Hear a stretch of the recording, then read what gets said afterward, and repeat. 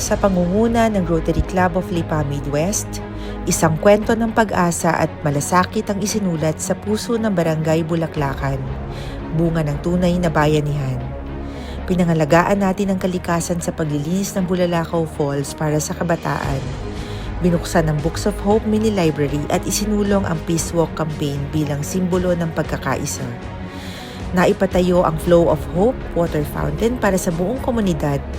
Nagbigay tayo ng kabuhayan, maternity kits at feeding program para sa mga bata. Naghatid din tayo ng medical mission at pamamahagi ng libreng gamot para sa mga senior citizens at PWDs. At sa salo-salo, kasama ang buong barangay, dama ang ligaya, kwentuhan at pagkakabuklod ng bawat puso. Ito ang Heartwork Village, bayanihang may puso.